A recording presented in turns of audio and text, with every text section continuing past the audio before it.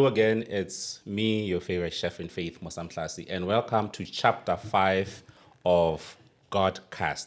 And I'll keep saying this every single episode, especially if we have a guest. We don't call them episodes, we call them chapters. This is book 1, chapter 5.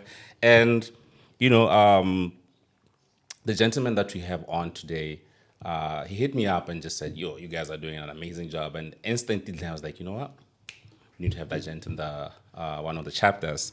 And welcome, ladies and gentlemen, Patrick Genirol Kabamba. Did I pronounce your pseudo, your rap name correctly? Yes, so it's pronounced general. General. But I'm accepting all different variations. Yeah. There's a Spotify AI that calls me Geniro. So Geniro. Hey, so I vibe with everything. Yeah. Come on, man. Yeah. I wrote something down because when I was just obviously preparing on having you down, right? Yeah. Every man is looking for a home, not a house, not applause, not status, but that place where you stop running from God and start resting in Him. Obviously, based on your book and your album, Finding Home. Yeah. And I was just like, when I came to God, I was actually looking for a home, even though very unintentional. I didn't know what I was looking for. I'd only realized later on that as a man, I was struggling with identity and belonging, and I was looking for home. So that title, when you sent me your the link to your album, I was just like, you know what? This makes so much sense. Sure, yeah. It makes so much sense to have him on board because this is a media altar we're building primarily for men and then, secondarily for leaders. And you happen to be both. Just tell the viewers who you are, the listeners who you are, and what you're about. Yeah, man. Name's Patrick. That's what my mom calls me. General came from hip hop rap. Yeah. I happen to have a generic name. It's not generic here, but it's the equivalent of being Tsepo Pule or Mpo Pule or Mpo Molefe or Tsepo Molefe. It's Patrick Kabamba. So I'm originally from Zambia. Mm-hmm. I came here 4 days after my 4th birthday. That was many moons ago. Yeah. And I've been here ever since then. Very funny story is I have quite a number of siblings. 6 siblings. Yeah. So we're 7. The 7 of you. All of them live overseas. I'm the one who stayed in Botswana. I found out later on that's because of God. I felt God was calling me here to be of service here. Exactly. Before I even was a Christian. Yeah. It'd be like that sometimes. It'd be like that sometimes. So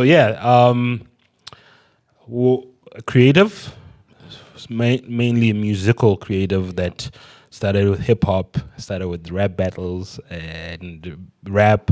Then God spoke to me in a Christian rap song. Yeah. And that led to me following Christ and starting a rap group and going around the country, going to do boys' prisons ministry, doing a whole lot of schools and everything, just on this journey as well. Then took a break off that and started really focusing on church for a little bit.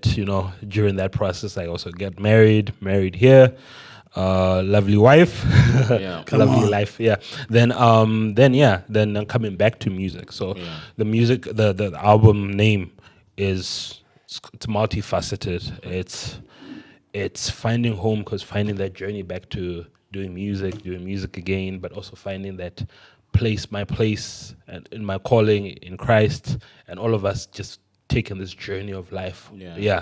So that's basically in a nutshell. We can dig deep on any one of the things you want to zoom in on. Of course, I absolutely love that. We're gonna jump right into it because ideally, sometimes I ask the gents what's on their spirit. But I think you just really covered that out, and I want to dig deep into this finding home. And I think we'll get into what's in your spirit as an unfold. For sure. Yeah, that's how I felt led today. What did finding home mean for you personally? Like you're saying, this is your first Christian rap album. Your first book as well? So the book, I started writing it. It hasn't come out yet.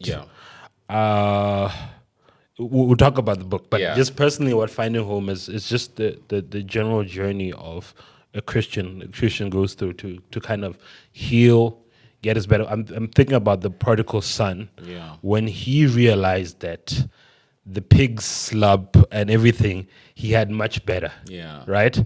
But he thought his better was just that he was going to live as a better servant of Christ, of his father there. Yeah. But he didn't know that he was going to live as a prince. They were going to cut a cow for him. He's going to get the clean clothes and everything. Yeah. There was even much more better than he thought. So that realization that, hey guys, home is better than here. Yeah. Not only is home better, there's more than we can ever expect, will ever receive back home. There's purpose, there's positioning back home. So it's just that realization, guys, that journey home. I could imagine how, maybe even just walking back home, how many thoughts would have come to his head as he's going back home. And he was okay to just go back and be a servant for his family. Yeah. Yeah. I love the prodigal son is one of the stories that I love. And recently, you know how you keep getting revelation every time you get into the word. I love that it says his father saw him from afar. Yeah. With compassion. Yeah. You know what I mean? From afar with compassion. And for me, it's just like, home is always there. Yeah. And, our Father is always ready to accept us back. And no matter how far we drift off, because every time you feel far from God, it's not that He's moved far. Yeah. You've drifted off. Yeah. He still sees you with compassion from afar. So that's why one of the reasons now I've always loved the story, but now I found like a new love for it. Yeah. What has your identity as a man evolved since you started your journey with God? Because you saying you were a secular rapper, and God spoke to you through a rap song, and now you have a rap album out. Yeah. Yeah. Identity as a man, like, it's deep thoughts come to mind when you say that. Yeah, I mean, I can imagine. Obviously, there's the typical stereotype of how rappers live their life. Rap music, women, drinks, all of that. I almost said the word I shouldn't say. How has the transition first been like? Yeah. And how has your evolution in identity, how you used to identify as a man who was a rapper living a secular life to now a man who's in Christ, a father, a leader. I mean, you lead a ministry in church. You also serve in church. So how has that evolution and identity-wise been like for you? I think first of all, I think I'm trying to remember back. Like, so I've been walking with Christ for like 15 years now, which is pretty long now, but not so long. For me, it's 3 years, so it's not far still, off. I can put some memories. So I mean, the first thing, pretty much, positioning, right? Like what you're saying, like when you position, you now become a son, right?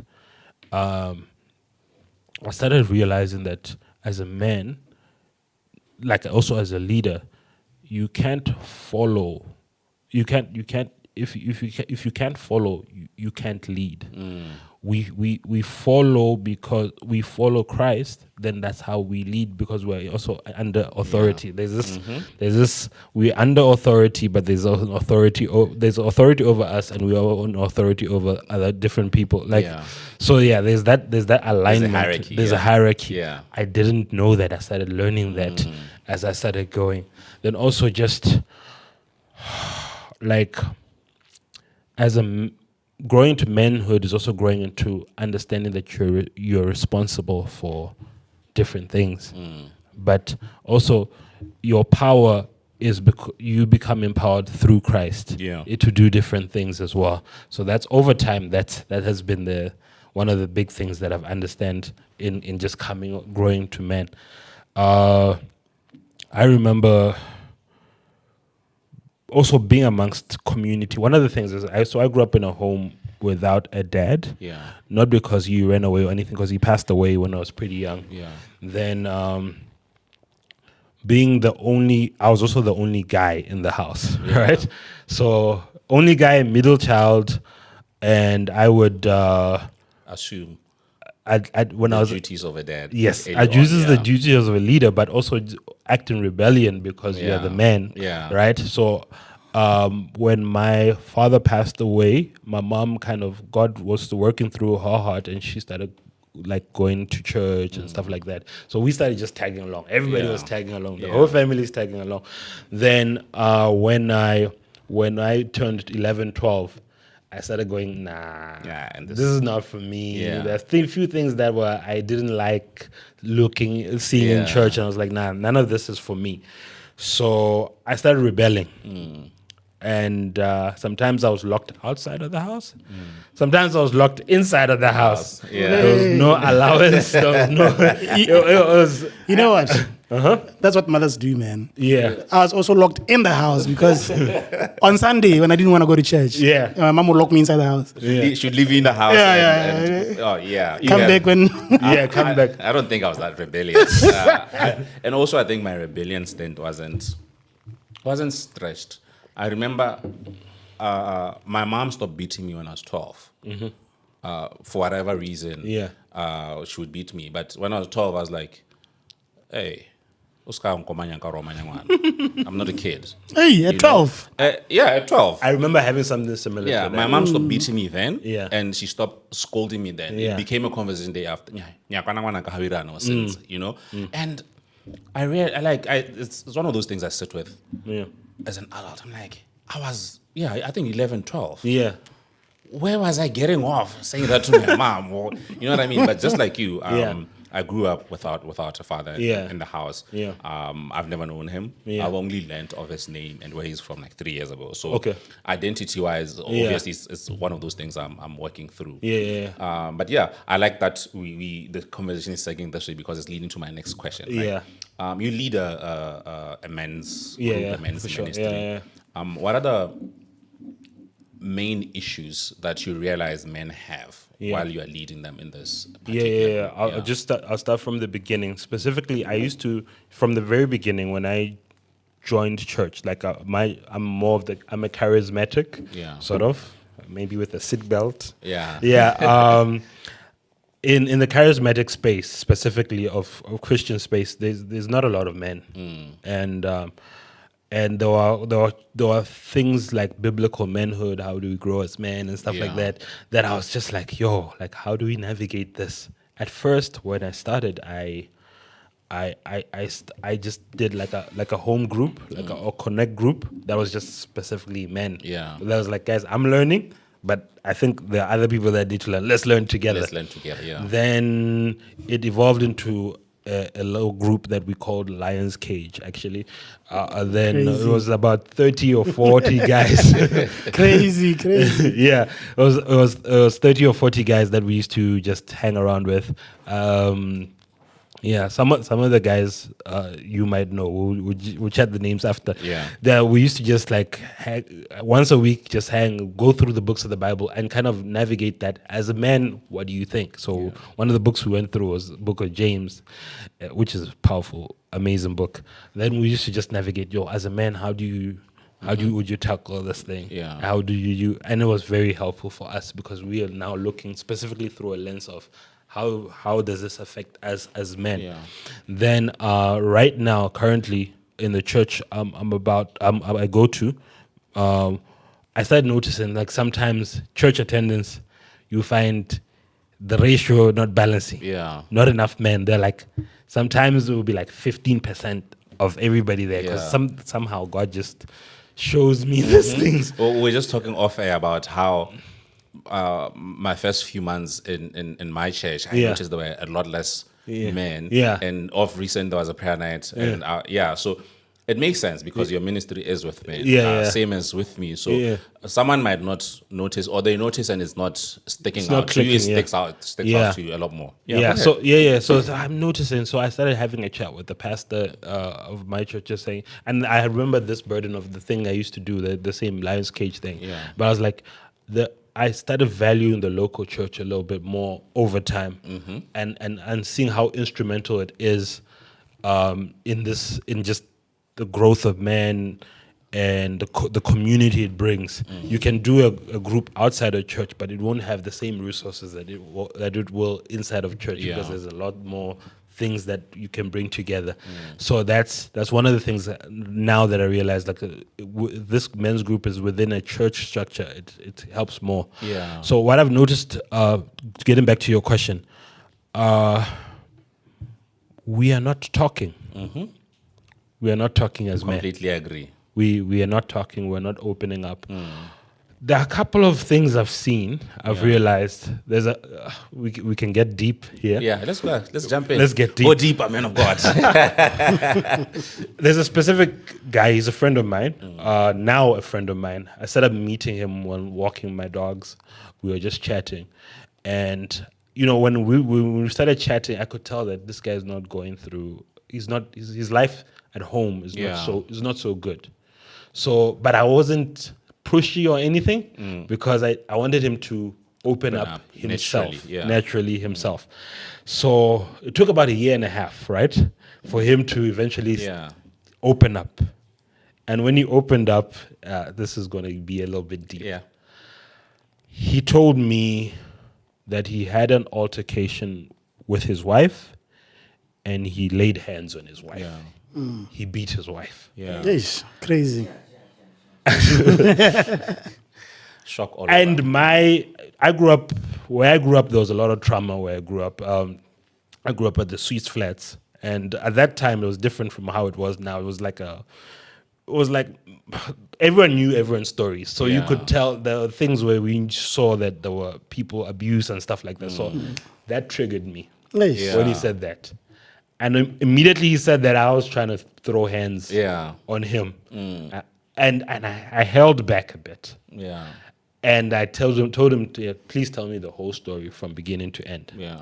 But in that response, I realized part of the reason men are not talking. Immediately, they eventually open up. Here we are. Yeah. Here we are trying to throw hands. Yeah. And it really rocked me, right? Obviously, he did something stupid, and I'm not justifying what he did. Yeah.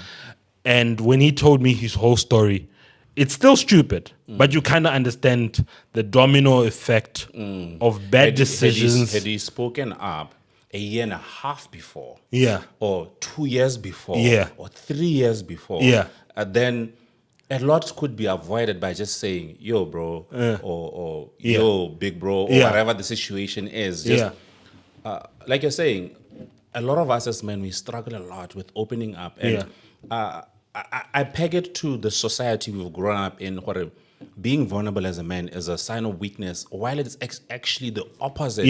The enemy has managed to pervert the essence and the beauty of vulnerability within men. Where, no, it's weak.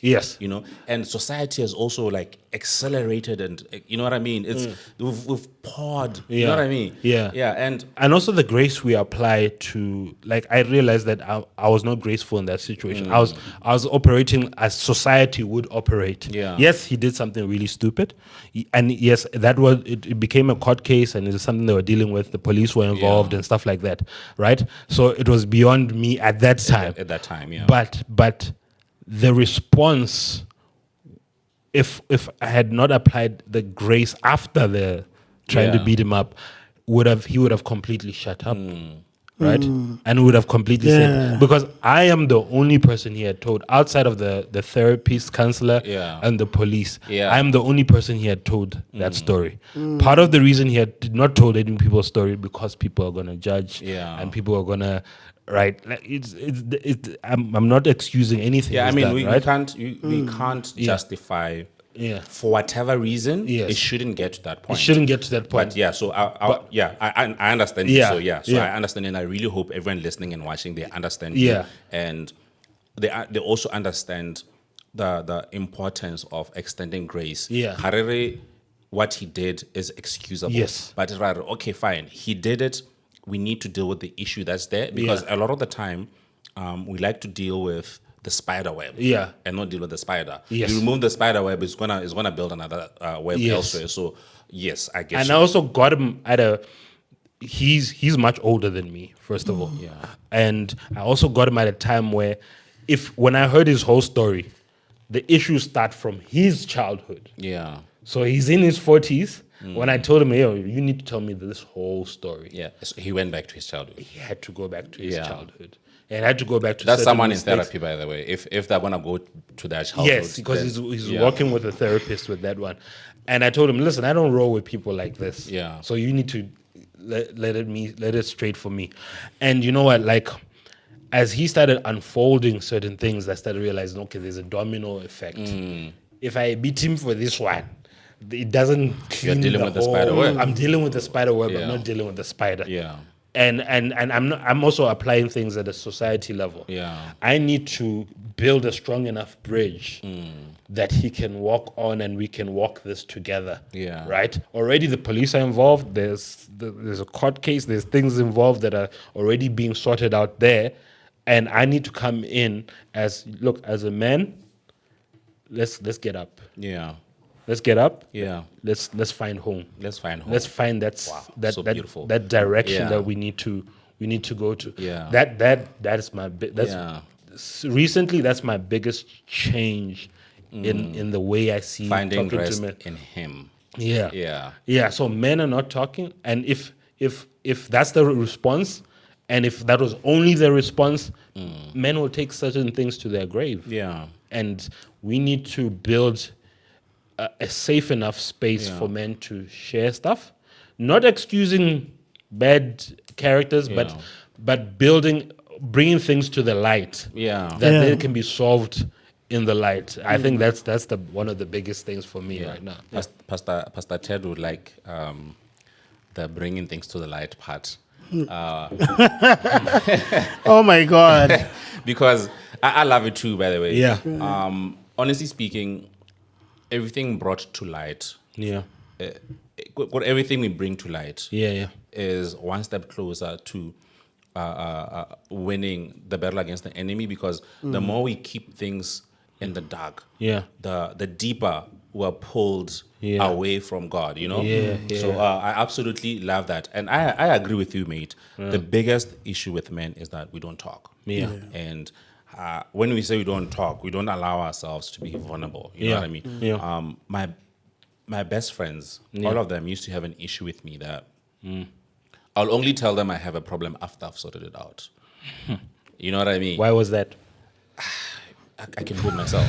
You know, it's a sense of pride too. Yeah. Yeah, no, it is. It is I tell actually. people Yeah. that what I'm the revelation I keep getting the Yeah. more I walk with God is that things like pride have different facets. Yeah. And the one facet we're all aware of, or most Yeah. people are aware of, is the superficial one. Yeah. Is the overzealous, pompous thing. Yeah. That's what we call pride. Yeah. But that's just a result of it. There is Yeah. a lot of it. It's got different faces, and it meets you at different places. Yeah. You know what I mean? Yeah. So it's only after God found me, Yeah. and I started really walking this journey, I started realizing that one, intimacy with God requires vulnerability. Yeah. Before I cried, Yeah. you know, for whatever reason, I was crying because someone was caring for me, or I was Yeah. overcome by the Spirit, or whatever reason. Yeah. The first time I did that, I hadn't shed a tear in over 10 years. Sure. I lost my grandmother, I didn't shed a tear. I lost my favorite aunt, I didn't shed a tear. And in that gap, the one time I actually did cry was Yeah. at my grandmother's funeral, and I wasn't crying I was crying because I was sitting next to my mom and she was crying. Yeah. You know what I mean? Yeah. So the Yeah. I'm a man Yeah, thing, yeah. it's not me. I'm Yeah. a soft gent. Yeah. I'm over trying to be strong for anything for anyone. Yeah. If I'm in a moment of weakness, I know it's an opportunity to show God's strength. Yeah. And I think a lot of us as men, whether we are in Christ or not, Yeah. there is so much power Yeah. in vulnerability. There is so much power in us coming together. Yeah. And come together outside the couple of beers, the Yeah, guys, and yeah. talking about sport and women. Yeah, you know, that for we sure. really need to be in a position where men were coming together and we're talking about things that Yeah. are at the crux of Sure. the society we deal with. I mean, Yeah, there's yeah. so many issues you're talking about of GBV that Yeah. there aren't places where we discuss them as men. Yeah. Yeah. Pastor Terry, you want to share something? I think you have a thought. You want to say something? His section is coming. Oh, your section is coming. Okay, for sure. After my next question. Okay. Can I ask this I wanna question? just. Or you wanna drop a question? I wanna be deeper into the part of the reason why we're not talking, because some of the things are just coming to me now. Go ahead. I think part of the reason is also, I think society is now getting to a point where sometimes they're telling us who we are. So we're like, why bother saying? If people are saying men are trash, why bother fighting this narrative? Let me just be trash. If all men cheat, why bother fighting this? Or if all men are this, why bother fighting this narrative? So we kind of don't get our voice across. Exactly. Partly with my book, man. Man, I want to say, like, I only thought about writing the book because I wanted the book to come out at the same time with the album. The album's out, and I started writing just stories of my life and things that I've overcome on the journey of kind of finding home. But when I started writing, I've written about, it's almost like a 200-page draft. I realized how much trauma I was overcoming. Even though I've done marriage counseling, we've done a lot of things, we've done some therapy, we've done a whole lot of things. But I unveiled so much in such a little time that I had to go, whoa. Writing a book will do that, especially for writing a book that's memoir based. I'm also writing a book, almost done. Yeah. And, you write a chapter or you write something you know, on your manuscript and you reread it and you're like, whoa, you know what I mean? Especially if you're writing it from a place of healing. Yeah. It reveals a lot. You can get to the next question. So leading men and dealing with those issues. What is it about purpose and accountability that you've found? Because I'm asking because I think quite a number of men aren't purpose driven or they're maybe lost. And quite a number of men don't take accountability. It's always somebody else's fault. No, this happened to me. No, she did this. No, I've been supporting her and she left me. You know what I mean? So what revelation have you gotten about purpose and accountability when you're helping men out, try and walk the narrow but right path? I mean, look, I think that's across the board now. I think there's this victim mindset thing that is kind of creeping into a lot of factors of society. I'm not sure if it's Instagram or something. It's just like we felt like everything should be easy for us, and things should be put on the platter and laid down well for us. But there's a huge growing lack of accountability. Yes, men for sure. I think there's an identity issue deep in the core of who we are, who we're meant to be. And there's also lack of fatherhood is also part of the things, because sometimes fatherhood and identity, that's your earliest understanding of who you are. People will tell you maybe the bad traits of your dad and whatnot. They won't tell you the good traits of your dad and everything, and you kind of have a negative perception of you, and you never kind of say, okay, because this and this was done, I need to now rise above and get to. I want to share my story. Go ahead, bro. Go ahead. Okay. There's a show prep here, but I never wrote this part in my.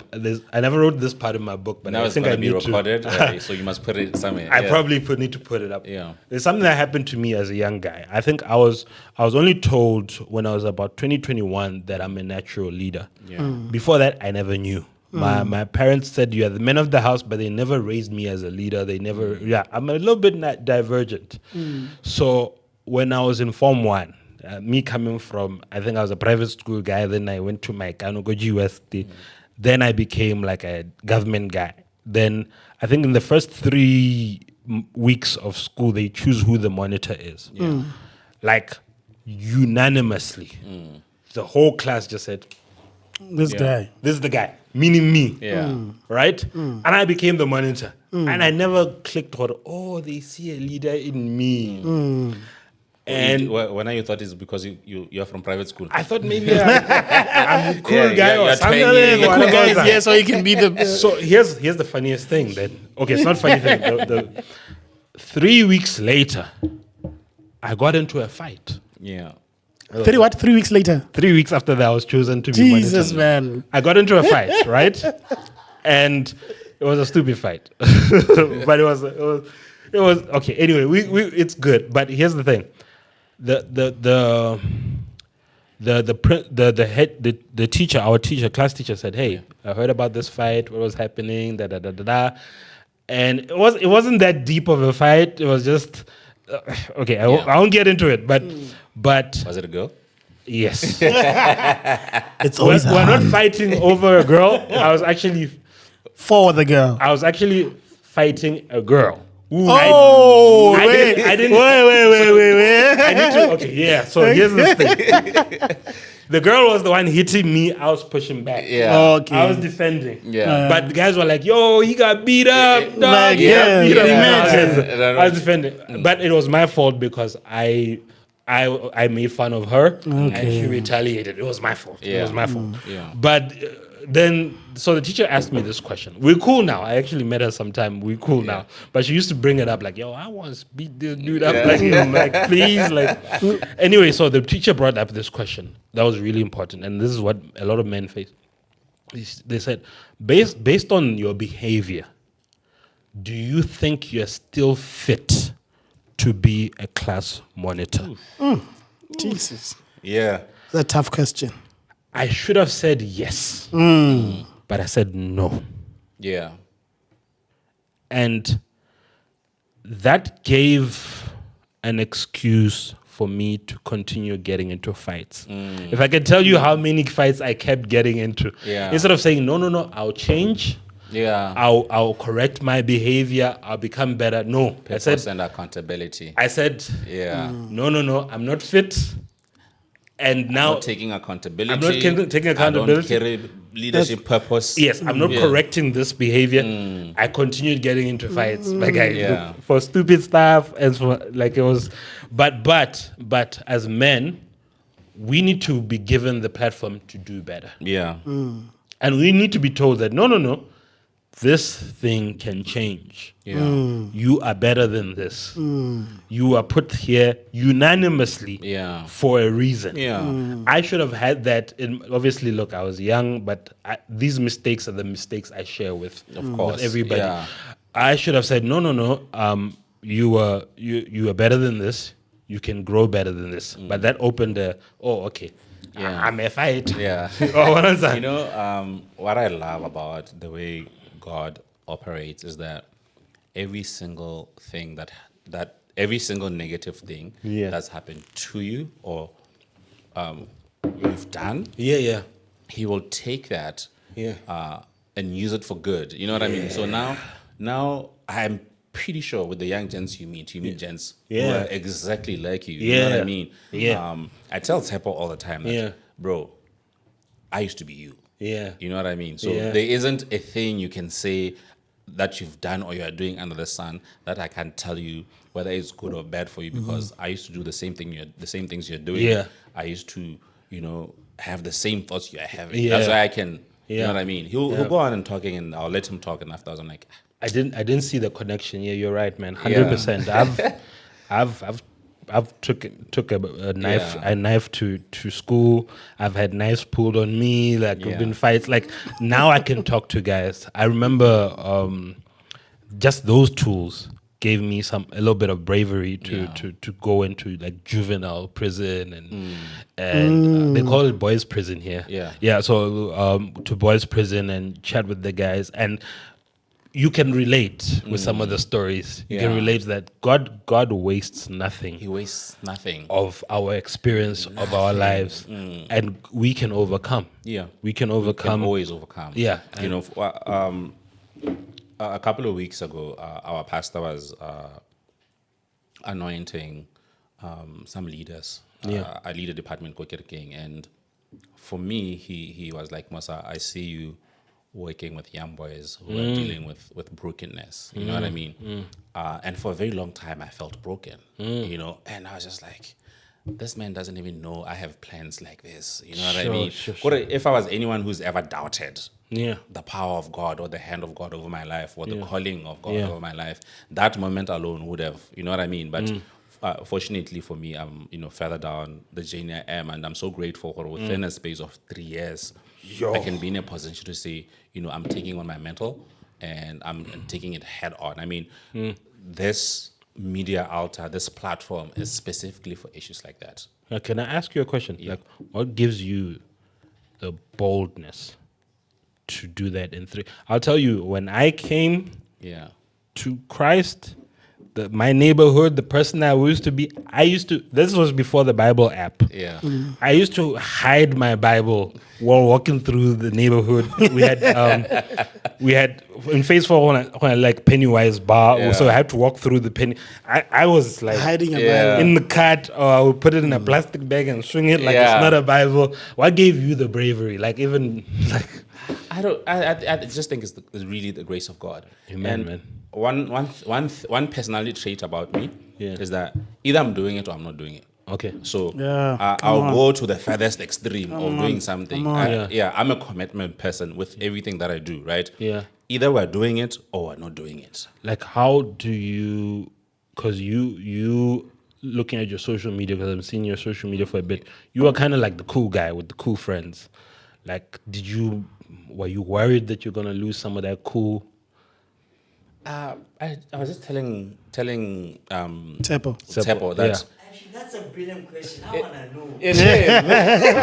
it's a brilliant question because The tables have turned now. I was telling Tepo. Tepo was saying all through school, he was the lame guy. You know, I'm like, Tepo, you and I are so similar because I was also the lame guy. His flower started sprouting in varsity. My flower started sprouting in senior school. But I have never considered myself a cool guy. Even today, I mean, I know the social stature that I have.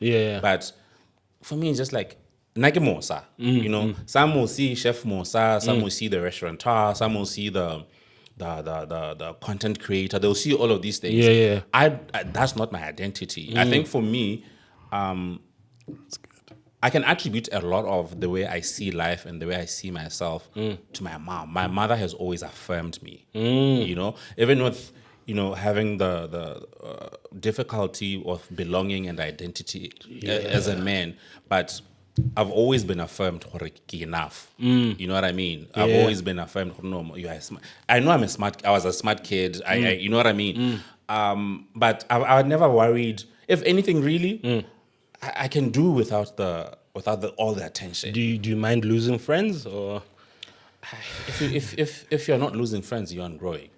That's true. You know what I mean? Yeah. And personally, I just really haven't kept a large pool of friends. I think I was telling people that what most people experience when they come to God is they lose what they thought were friends. For the past 15, 20 years, I've had the same set of friends. And all of them, I can count them in one hand. I only started gaining more friends in church because obviously I started moving community. I started moving with like-minded people. But you know, I've always been the lame guy. I still think, not lame as in a bad way, but I don't see myself as a cool gent. Yeah. Ted, you're up. Yeah, man. Yeah, the boys are up. Give us your thoughts. Ted, by the way, is a qualified theologian. come on now? So his importance is that he gives context to our conversation. For sure. From that end, he validates some things. The last time we were here, I had confused Righteousness. and holiness, and I've been confusing them for quite a number of years. So, give us your note based off of the conversation we're having, obviously, and what you think, and the right way, theology and spiritual. You know, interesting enough, when you guys are talking about accountability and purpose as men, Yeah. you know, it's deeper than what you think. Yeah. Because not to me, what I see is the enemy's hand Yeah. on the society and against man. Yeah. He's fighting man. Yeah. Because if you want to get to a household, you want to steal, you want to kill and destroy. Yeah. You don't, the Bible says that you have to bind a strong man first before you can enter his house. Yeah. You understand what I'm saying? You've gone right in there, my boy. Katebo sheklagro. Yo. So if the enemy wants to destroy your household, Yeah. he will come for you first. He will come for the head. Sure. Tie up the guy, Yeah. confuse him, Yeah. give him a false identity of himself, Yeah.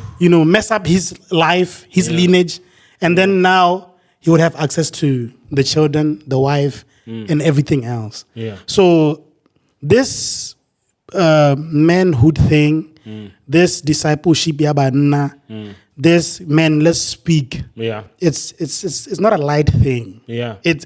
I actually believe that it needs intercession Yeah. because men are leaders of society. Yeah. Most of the time. Yeah. I mean, 80% of the time you find men in leadership positions.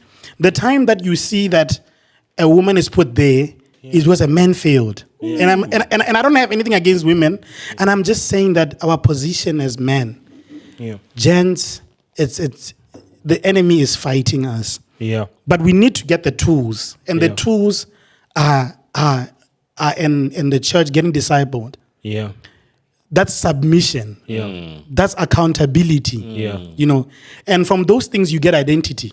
Yeah. You belong. You get home. Yeah. You get shown what being a man is like. Yeah. You know what I'm saying? Oh man. So we might be saying I see the passion behind what you're saying, Patrick. Yeah. And when you said it, I'm like, man, this is deeper than what I thought. Yeah, I wanna share because sometimes, just in a broader context, even just locally, just the father and son. Obviously, we have the ultimate father is God, but also the earthly father and son dynamic is so attacked. Yes. Even locally, and we can see it in different spaces and different things, and a reconciliation of that. Something you're asking me what's on my spirit. Yeah. That's what's on my spirit. Reconciliation. Yeah. That I knew it reconciliation. would come up at some point. Yeah. That reconciliation between the father and son. Locally, the Motswana dad and the Motswana son. Yeah. That relationship needs to be mended and fixed, because that, I think, in society many things are failing because of that. Your family businesses, your stuff. Like right now we have a falling cattle population. I think the president said it's about 1.2, some are saying 1.7, but I'm just going to go on a tangent. Please allow me to go. So Botswana meat, just specifically Botswana meat, is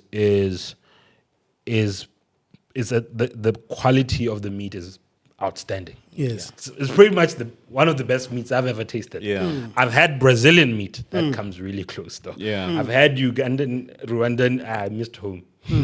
Come on. Yeah. So quality-wise, best meat, but number-wise, we've dropped in numbers, right? Namibia has 4 million. Zim has 5, estimated 5 more. Zambia is going to 7. South Africa has 20 million. Already, numbers are dwindling. But part of the dropping in numbers is that there's no recruits from father to son of that cattle thing going on. That dynamic, because yes, women can farm. I'm not saying women can farm, but that dynamic, I think that was the strongest recruiting dynamic. It was. And also, I want to share a story with father and son, also a reconciliation. I've got a friend, I won't mention his name, but he didn't grow up with his dad. But when he was in his 20s, him and his dad reconciled. It started with the dad apologizing. Sorry, I wasn't in your life. But, he didn't take it too seriously what the father was doing, right? Because he was still a little bit upset. He didn't really get the full thing.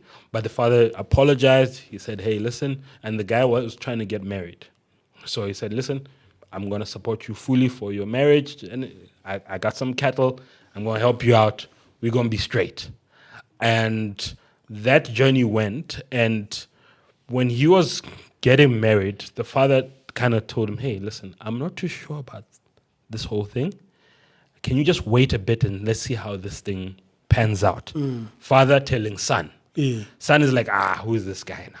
You left my dad, you left my mom, you left you were Now you're telling me there. to pause. Now you're telling me pause. Weren't you out in these streets? What do you know about commitment and whatnot?